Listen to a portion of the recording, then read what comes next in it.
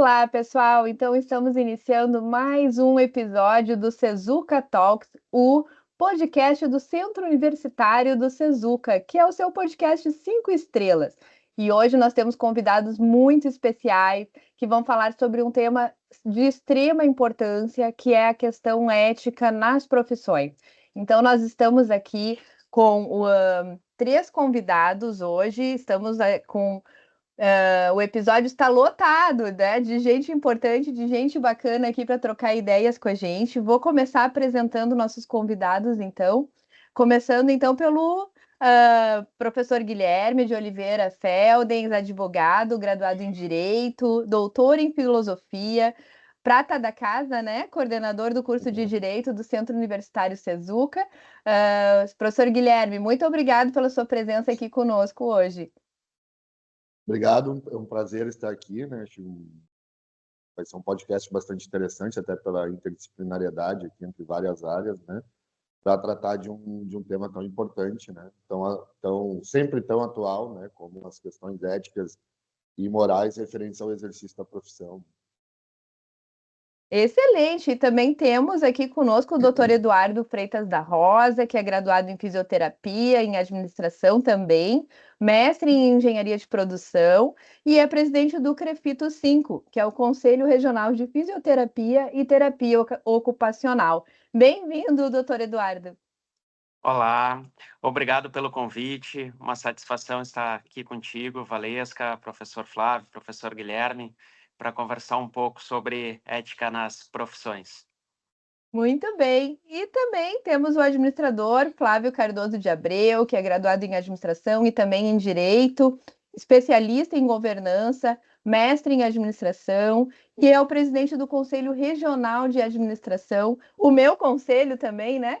Que é o CRARS. Seja muito bem-vindo, Flávio. Olá, como estão? É um prazer estar aqui com vocês.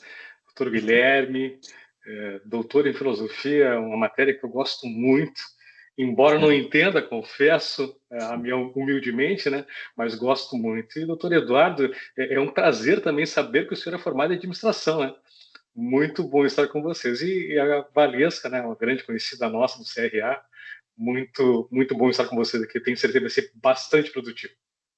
Que bacana. Então, vamos começar já como uma dúvida que sempre surge quando se fala na questão ética, né? E aí vou pedir a ajuda do professor Guilherme para nos explicar um pouquinho qual é a diferença entre ética e moral, que é algo que a gente sempre se questiona, né, com relação a esse tema. Sim, sempre vou tentar aqui explicar rapidinho, né? Apesar disso, poderia aqui se estender por muito tempo, né? Essa divisão. Eu vou aqui em poucos minutos aproveitar e pegar uma divisão, digamos assim, clássica que se faz, né? Bastante antiga, que vem lá do pensamento grego, já da filosofia grega, entre essa divisão entre ética e moral, né? Os filósofos gregos eles separavam, né, o conhecimento entre um conhecimento prático e um conhecimento teórico. Essa divisão foi inclusive uma das heranças importantes que eles deixaram, né, tanto para o conhecimento como para a ciência. Então, o conhecimento teórico era aquele contemplativo, né, especulativo, e o conhecimento prático voltado a um agir, a um fazer, né? Então, a partir daí que surgem ciências como a economia, o direito, né, que voltavam justamente para essa esfera da realização humana. E a ética, então, já antecipando, ela está dentro deste conhecimento prático, ela é uma filosofia prática, né? E a moral seria justamente a esfera teórica, né? Essa filosofia prática, que é a ética, ela é construída, né, com suas regras, por exemplo, trazendo para os dias de hoje esses códigos, né, de ética e de conduta das profissões, do advogado, do fisioterapeuta, do médico, né, de qualquer outra profissão, ela sempre parte, né, é condicionada, ela pressupõe uma filosofia teórica primeira, que seria a moral, que seria aquele conjunto de princípios, normas de conduta, crenças, valores, que formam, né, a base, digamos assim, teórica para que a ética consiga desenvolver aí a sua os seus preceitos, né, e ter a realidade como objeto da sua ciência, né? Então, essa divisão ela permanece até hoje, né, dificilmente ela consegue ser contestada, porque a gente pode entender tranquilamente a ética como uma filosofia prática e a moral como, digamos assim, uma filosofia teórica primeira, né, que é um pressuposto justamente para a criação das normas éticas. Ah, isso já esclareceu bastante, né? Mas eu queria perguntar aí para o Flávio, se poderia trazer isso para a questão prática. O que que significa na prática ser ético profissionalmente? Bom, como o próprio doutor Guilherme apontou aqui, né, cada profissão tem o seu código de ética. E a administração não deveria também deixar de tê-la. E nós temos uma resolução normativa que foi atualizada agora no ano passado, 2024, né, que traz alguns preceitos que os profissionais devem seguir nas relações com colegas, nas relações com outras profissões e nas relações com os seus contratantes. Então, esse conjunto de regras, a gente busca, fizemos ano passado isso aí, né, nas redes sociais, apresentar para os profissionais da administração quais são aquelas condutas éticas, práticas, né? Na verdade, doutor Guilherme, eu sempre me questiono isso aí, né? Quando nós temos um código de ética, na verdade, seria um código moral. A Isso. ética é a obediência daquele código, né? Então, nós a gente tenta apresentar para os profissionais quais são aqueles preceitos que deveriam ser observados nas suas relações. Evidentemente, isso não é algo simples, porque a gente deve convir, né? O ser humano, e com a tecnologia agora expansiva, ele não gosta de ler, né? Ele ouve 30 segundos, 1 minuto e cansa. Lê uma página, meia página e para de ler, né? Então a gente faz essas pílulas para que as pessoas saibam, né? Vou dar um exemplo bem clássico que a gente mais enfrenta no CRA, né? Tem um dispositivo que diz que é uma infração ética manter sociedade que explore atividades na área da administração sem o devido registro. E esse, infelizmente, é o maior número de processos éticos que nós temos abertos por essa infração, né? É como o doutor Guilherme, o doutor Eduardo, né, manter uma sociedade na sua área de atuação sem o devido registro, quer seja na OAB, quer seja no CREFITO. Então, essa difusão dessas ideias é muito importante para evitar que o colega, de forma inadvertida, incorra na infração ética. É verdade, isso eu até sempre comento, né, que é como dirigir sem estar habilitado, né, com a carteira de Isso. motorista, né, não pode, isso é uma questão que, inclusive, referencia a valorização da nossa profissão, né, das profissões de uma maneira geral. E E, é doutor crime, Eduardo, só desculpa, pode falar, fazendo um Guilherme. complemento, e é crime, inclusive, né, professora Valesca? Todo Claro. mundo sabe, né? O exercício irregular da profissão está tipificado no Código Penal. Doutor Guilherme, Exatamente. me permite uma parte até, né? Estávamos em Brasília, num evento do Conselho Federal de Administração, e estávamos revendo a nossa resolução que trata da anuidade e do nosso regulamento de cobrança, né?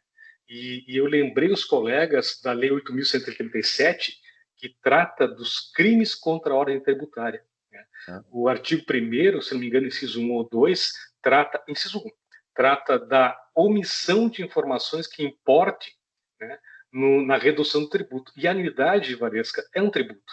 Então, quando alguém presta informação falsa, ele está, na verdade, cometendo, além da infração ética, um crime previsto na Lei 8.137. Exato.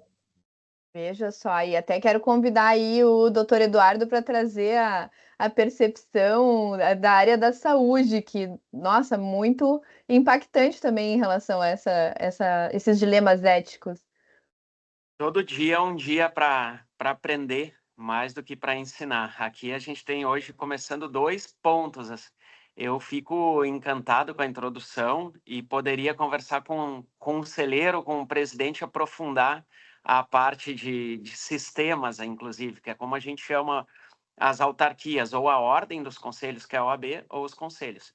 Até essa semana nós tivemos uma reunião no Fórum dos Conselhos e algumas questões relacionadas à legislação, a tributos, que devem mudar para as profissões regulamentadas, ou falar com um acadêmico. Então, eu vou começar pelo acadêmico.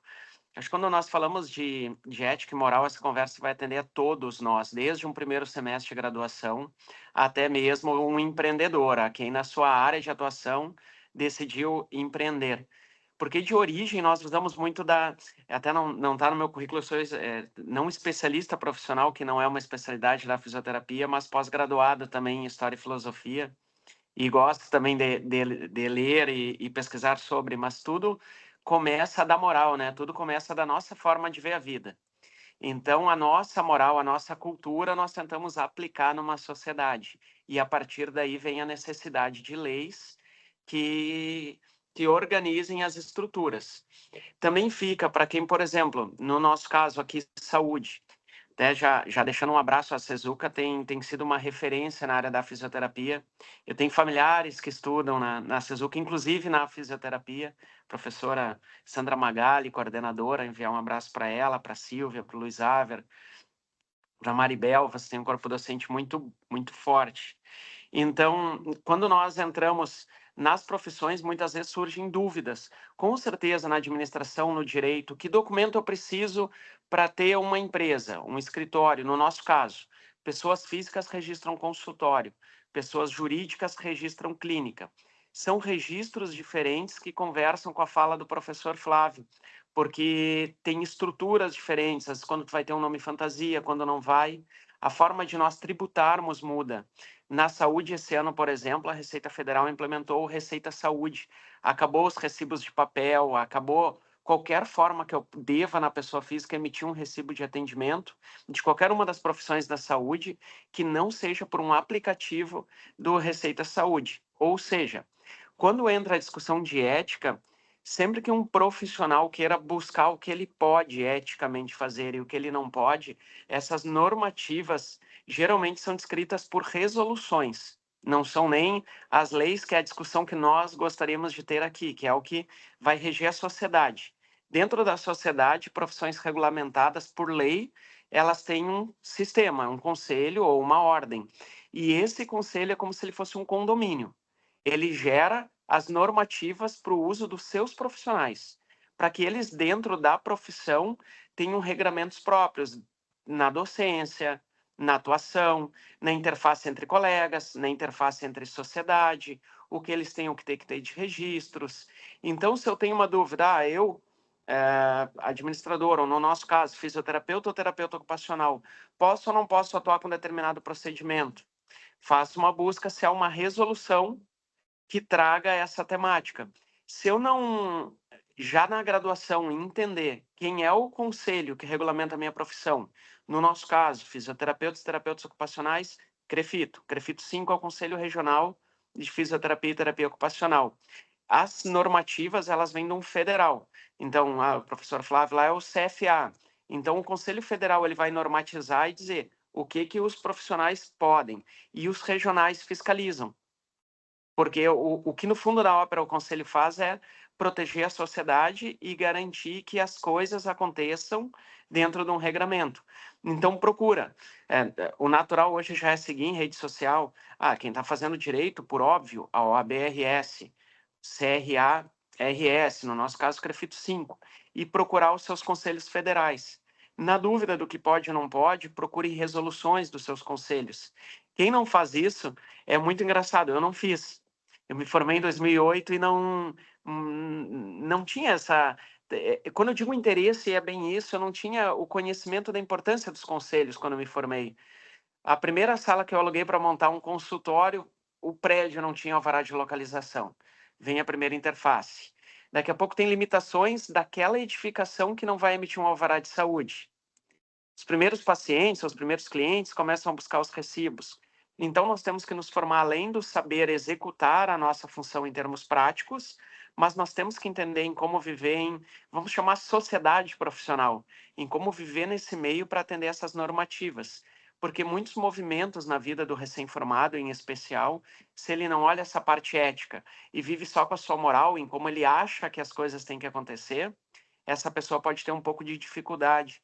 Então, sempre é bom, quanto mais aproximar, mais criar ponte com o seu conselho profissional, melhor, porque mais dentro do regramento essa pessoa vai desenvolvendo atividade. Por isso que eu disse que, quando eu fui ouvindo o professor Guilherme e Flávio, eu vi que a gente pode sair desde a vida do acadêmico, questões do Sim, estágio. Nós temos muita exato. infração de estágio regular, e aí o estagiário ele vai num local, a gente sabe o desafio das operadoras de plano de saúde. Às vezes esse local não faz o contrato de estágio. Por vezes nós temos estagiários que já põem no perfil, lá na bio do Instagram, fisioterapia, e ele dá a entender que ele é fisioterapeuta. E isso já pode ser entendido muitas vezes como exercício irregular da profissão. No nosso caso, é contravenção. Direito, engenharias, medicina é crime. Mas esse caso, se ele for entendido como falsidade ideológica, tem acadêmicos já com processos. Olha a seriedade ao mesmo tempo, a beleza da coisa na Polícia Federal, porque é falsidade ideológica. Então, quanto mais próximos acadêmicos estiverem de coordenação de curso, dos seus conselhos, de momentos como o de hoje, mais seguro vai sendo e mais sólido a sua construção dentro da profissão. Isso. Só fazendo um complemento, né? Eu ia justamente tocar nessa parte do estágio, né? Já que também que o podcast é um material, inclusive, vai ser mais voltado para os alunos, né?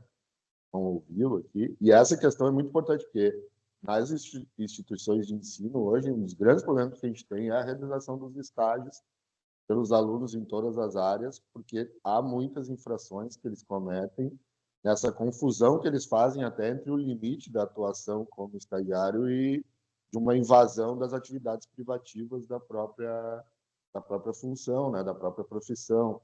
Então, isso ocorre ali com os estagiários de direito, de fisioterapia, né, de administração, de contábeis, de todas as áreas.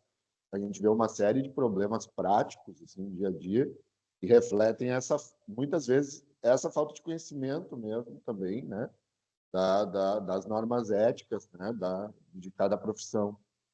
Então, é muito importante essa colocação do doutor Eduardo, justamente porque a gente vê um problema muito grave nessa questão hoje dos alunos na realização de seus estágios práticos no momento da sua formação, né? Inclusive, muitas vezes se apresentando já como o próprio profissional, inclusive para as pessoas ali, só especificando, né, no direito a gente tem um núcleo de prática jurídica que tem um atendimento voltado para a comunidade carente, e às vezes a gente vê o aluno se apresentando para a pessoa ali como se fosse advogado já, né? E comentando sobre a atuação no processo do advogado que está ali atuando em nome da outra parte. Então, uma série de pequenos problemas que vão gerando até uma bola de neve aí na formação do aluno. Eu queria aproveitar um gancho, né, já que a gente está conversando também com alunos, né? Nós divulgamos amplamente nas redes sociais agora no mês de junho, se não me engano. Né? Houve um caso aqui no CRA do Rio Grande do Sul, identificamos um registro de um profissional com diploma falso. Verificamos que o diploma não estava no estado do MEC, entramos em contato com a instituição que emitiu o diploma e ela nos informou, olha, esse diploma não foi emitido por nós. O que fizemos? Uma repreensão no MPF. Por sua vez, o MPF ofereceu a denúncia foi aceita e ele foi condenado agora em primeira instância a 2 anos e 8 meses de reclusão, se não me engano, mais multa. Então, as pessoas não se dão conta, né, que essa informação que verbalmente expressam, eu sou advogado, eu sou fisioterapeuta, eu sou contador, eu sou administrador, né, mesmo que seja verbal, ela é uma infração. Né? E vejam só, e no nosso código de ética, eu não sei nos demais, né, no código de ética da administração, não está previsto que isso é uma infração ética. Né? Por dedução, cometer um ilícito é uma infração ética, por dedução, mas fortemente expressa que apresentar documento falso é infração ética, não está expresso. Né? E nós fizemos questão de apresentar para a sociedade essa informação, porque muitas vezes a pessoa não se dá conta disso. Né? Olha, eu vou fazer o registro, tem um concurso, né? Eu vou fazer o registro para ter um documento que me afirme que eu sou de tal profissão para poder me habilitar no concurso. E isso aconteceu porque foi um caso divulgado pela revista Veja. Se eu não me engano, a aeronáutica identificou 3 profissionais com diplomas falsos, né? De um conselho regional de administração, não daqui do Rio Grande do Sul. O que nós fizemos, né? Quando eu soube dessa notícia, a primeira coisa que eu conversei, vamos revisar todos os diplomas que nós temos. Aí começamos do mais recente para o mais antigo e encontramos, felizmente, apenas um. Mas é importante frisar para os estudantes que não antecipem o exercício da profissão. Esperem, aguardem.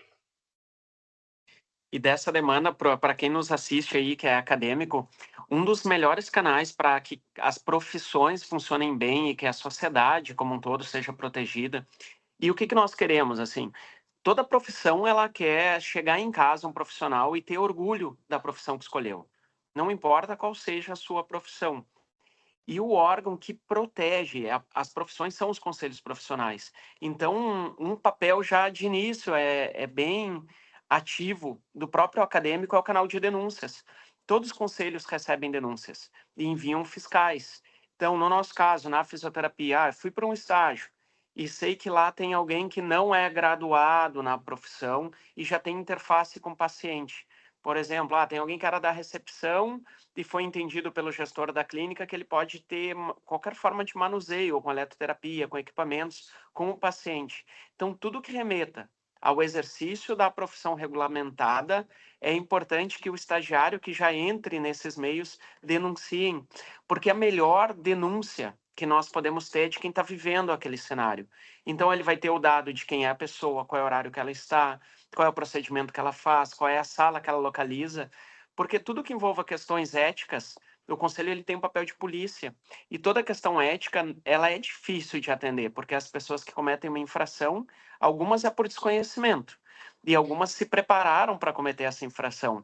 Então, as denúncias, quanto mais detalhadas elas são, melhor é o trabalho do conselho.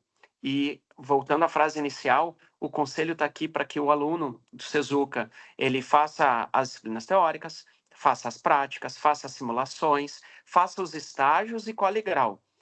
O primeiro, na nossa lei que cria o Conselho, a 6.316/75, ela põe 3 critérios para poder exercer a fisioterapia ou a terapia ocupacional.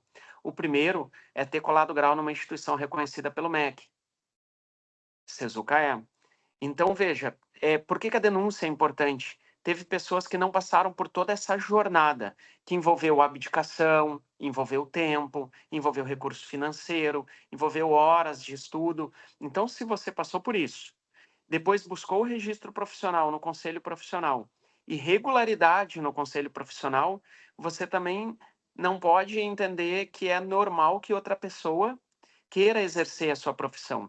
Por isso, entre nós, as denúncias são importantes, para que nós possamos proteger as profissões, o exercício das profissões e principalmente a sociedade. Tá? Como estava dizendo ali o professor Flávio, é o nome da administração, ou no nosso caso, fisioterapia, o direito. Só pode usar essa terminologia que é esse profissional quem passou por toda a jornada. A Valesca falou também, só pode dirigir quem já tem habilitação. Não é porque eu entendo que eu sou um bom motorista que eu vou, porque meu pai me ensinou a dirigir, que eu vou sair, pegar um carro e ir para a rua. Até porque toda profissão tem um juramento. Eu tenho que colar grau, fazer meu juramento e a partir dali exercer minha profissão. Então, o convite que já fica é, mesmo enquanto acadêmicos não se sintam distantes da profissão. Comecem, primeiro, seguindo nas redes sociais, conselhos regionais federais. Comecem lendo sobre resoluções do que pode e o que não pode. Acho que é importante ler as leis que criaram a profissão, que criaram os conselhos profissionais, entender um pouco, ou a ordem da profissão, que é o caso da OAB, como que ela é regida, como que ela funciona, e sempre que entender necessário, façam denúncias, porque isso vai te cada vez mais te instrumentalizando para ser um profissional completo. Na saúde é bem comum, nós fomos formados para atender, então nós queremos saber se aquela posição que o professor Guilherme está pode dar alguma tendinite, bursite, se pode dar uma disfunção na coluna, mas quando nós nos deparamos por vezes, agora eu tenho que registrar a minha clínica, nós não fomos preparados. E aí o conselho pode ajudar. Até para evitar situações com outros órgãos, vigilância sanitária e órgãos de fiscalização de outros elementos, a própria Receita Federal. Então, acompanhar o conselho e, por vezes, enviar essas denúncias pode te ajudar a aprofundar os conhecimentos na essência das profissões. Que maravilha! Vários temas que eu tinha anotado aqui para a gente abordar já foram naturalmente vindo à tona, né? Porque são dilemas que são do dia a dia mesmo das profissões. Mas uma questão que acho bem importante nós registrarmos aqui também é a questão do avanço da tecnologia, até mesmo das redes sociais, aí, da internet. De que forma esse avanço trouxe também novos dilemas, novas questões, desafios éticos, né, nas profissões. Então, o professor Guilherme, gostaria de começar falando um pouquinho sobre isso? Sim, posso iniciar então. Tem vários desafios, acho que o avanço tecnológico gerou, né? Principalmente toda essa instrumentalização das redes sociais que a gente tem hoje, né? E se utilizadas de forma correta, ok, não tem, né? Não tem maiores problemas. Mas a gente vê falando especificamente aqui do direito, né? Eu vou inclusive destacar um ponto assim que se discute mesmo até no âmbito da ordem, né? A problemática disso hoje com a profissão é a questão da publicidade, né? Os limites da publicidade dentro do exercício da profissão utilizando as redes sociais, né? A advocacia, ela, apesar de ser o advogado ser um profissional liberal como qualquer outro, né? Ele tem uma especificidade que a Constituição Federal prevê o advogado como uma função essencial à justiça, né? E ao Estado democrático de direito, assim como juízes, defensores públicos, Ministério Público, né? Todos os outros operadores do direito. Então, o Estatuto da OAB, né, que é a Lei 8.906 de 94, ele traz regras, né, bem rígidas em relação à publicidade da profissão, para manter esse aspecto de seriedade, né,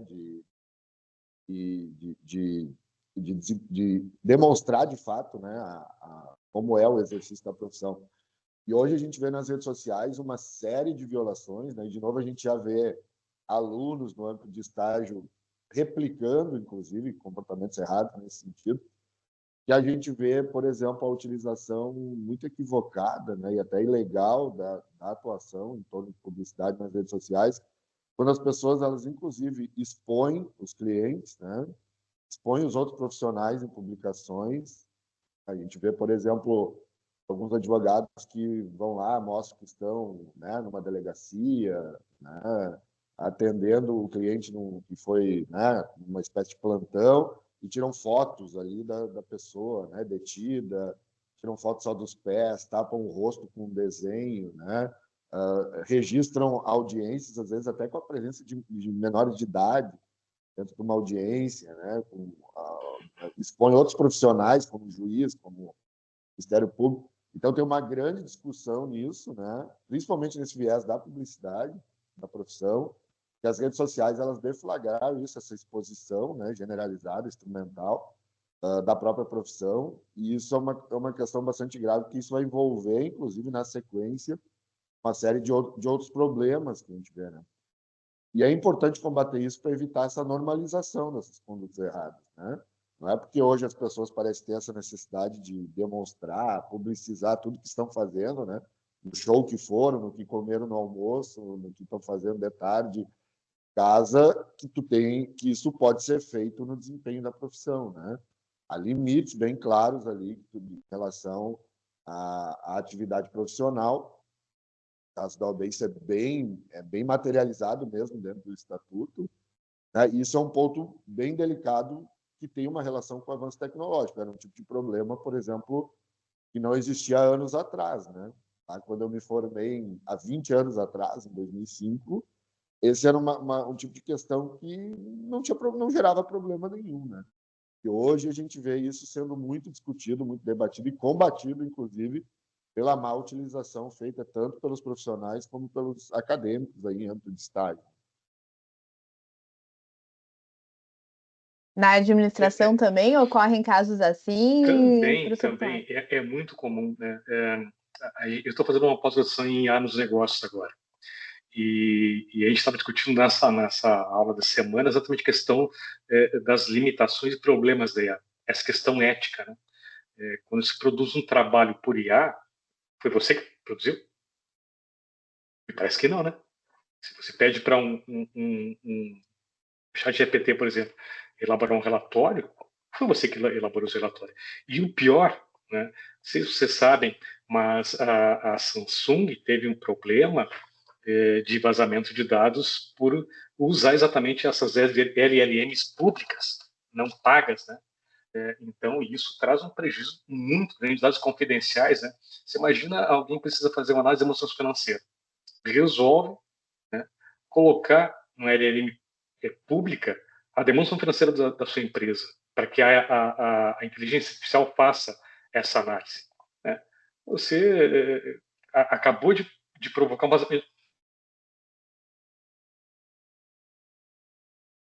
Opa, acho que o Flávio teve algum probleminha na conexão, Travou então a já vou te conexão. convidar, doutor Eduardo, para seguir a ideia. Raciônio, eu vou trazer na prática, e olha os desdobramentos. Vou trazer um caso prático e vou mostrar o desdobramento para o acadêmico, para um eventual profissional, colega e para até mesmo um docente. Pensem nós, até porque, assim, o contexto, eu acho que a gente tem que aproveitar cada jornada da vida. Quando nós estudamos é para nos formar, óbvio, mas a jornada acadêmica ela é importante, ela é essencial e ela é extremamente produtiva, profícua. Então, por vezes, quando nós estamos, digamos aí na fisioterapia, estou no 6º semestre cursando no Centro Universitário Sezuca Fisioterapia e uso rede social. E aí eu começo a colocar lá, eu coloco na minha bio, fisioterapia. Não me nomeei fisioterapeuta, pensei, eu digo, não, eu não vou ainda, mas já quero induzir. Daí no nosso dia 13 de outubro, amor por ter escolhido a minha profissão. Aí no dia do estágio, em vez dele colocar que ele está fazendo um estagiário na Clínica Escola de Sezuca, ele acorda de manhã e posta uma story, dia de fisioterapia. E assim ele vai indo, e tudo é eu e a fisioterapia. Eu e a fisioterapia, eu acadêmico. Só que o acadêmico ele ainda não pode dirigir aquele carro que nós falávamos antes. Ele ainda precisa do condutor. Quem é o condutor? O preceptor do estágio.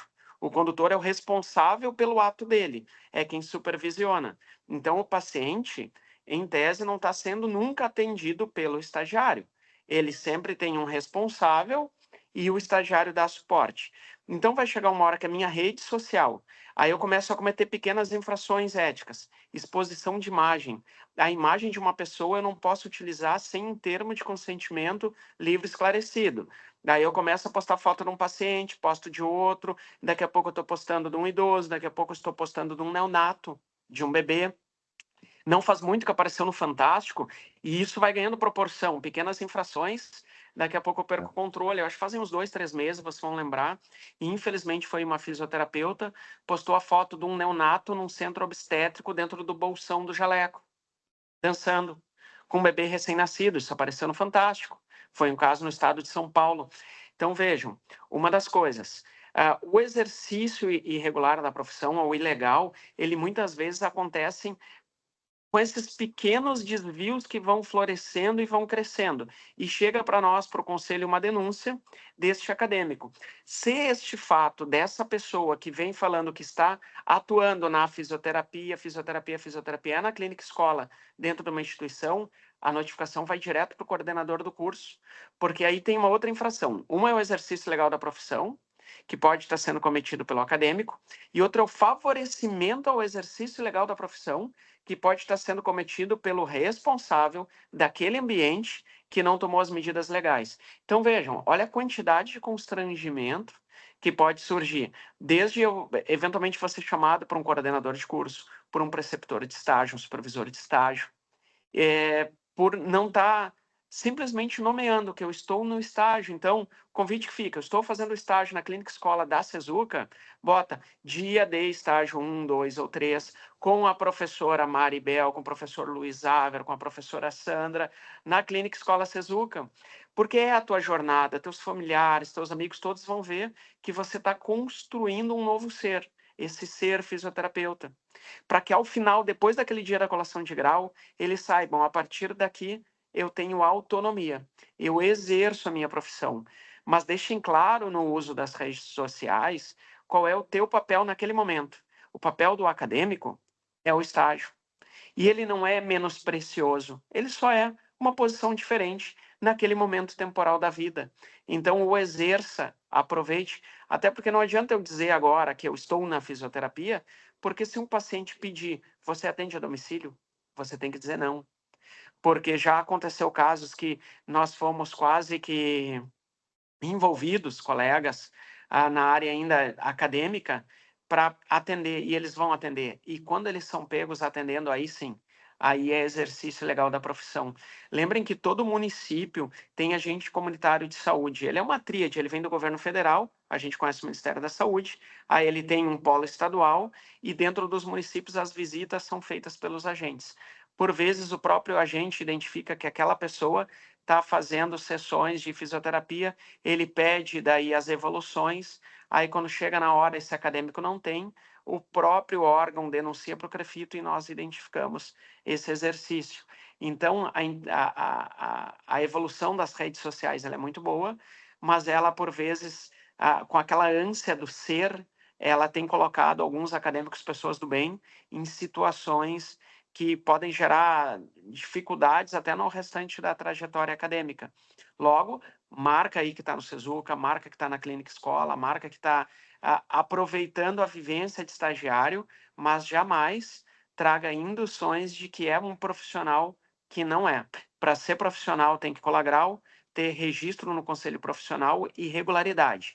Somente com isso você vai poder dizer que é profissional daquela área. Só fazer um comentário rapidinho aqui também sobre um caso prático, um minutinho.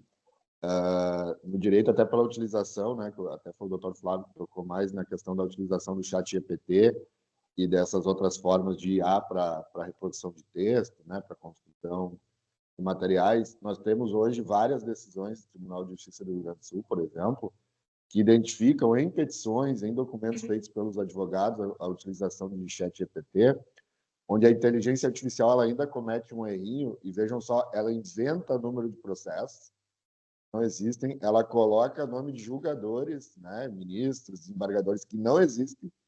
Então, ali tu tem uma gravidade, né, enorme de variadas violações, porque tu vai ter plágio, né, a cópia, um documento que você não fez, a prática irregular da profissão, uma falsidade de um documento público, porque você está inventando uma decisão judicial, um documento de um tribunal que não existe, feito por uma pessoa, um julgador que não existe, né?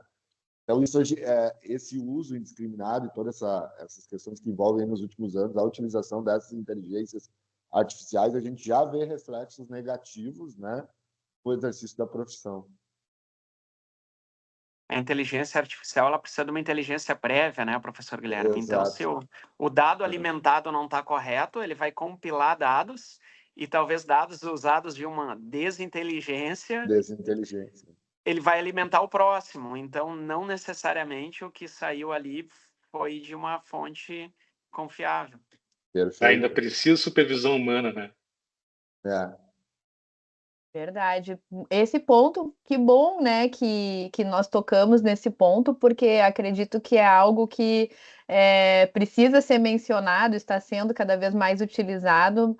É importante alertarmos, né, os ouvintes, nossos estudantes, nossos futuros profissionais sobre essa preocupação.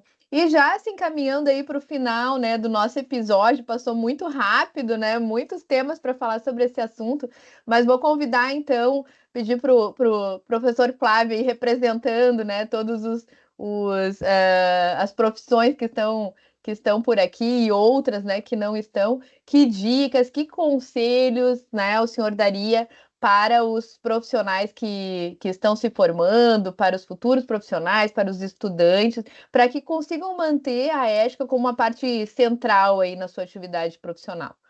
Eu vou fazer uma recomendação de um livro. Eu fiz para um taxista, há um mês atrás, talvez. O título do livro é Quem é você quando os outros não estão vendo? Eu acho que isso é o principal, né?